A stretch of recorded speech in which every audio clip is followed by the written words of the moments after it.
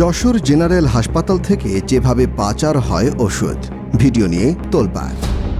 যশোর 250 শয্যা বিশিষ্ট জেনারেল হাসপাতাল থেকে ওষুধসহ অন্যান্য সামগ্রী চুরি বা আত্মসাৎ করার ঘটনা প্রায়ই শোনা যায়। তবে সম্প্রতি একটি ভিডিও ফুটেজ নিয়ে চলছে তোলপাড়।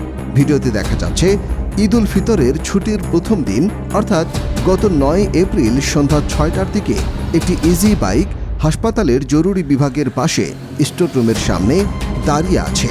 এরপর স্টোর রুম থেকে বেশ কয়েকটি কার্টুন এনে ইজি বাইকে লোড করা হচ্ছে। 6টার কিছু সময় পর ইজি বাইকটি পুরোপুরি লোড করে বেরিয়ে চলে যায়। প্রশ্ন উঠেছে, কি ছিল ওই কার্টুনে, আর গেলই বা কোথায়?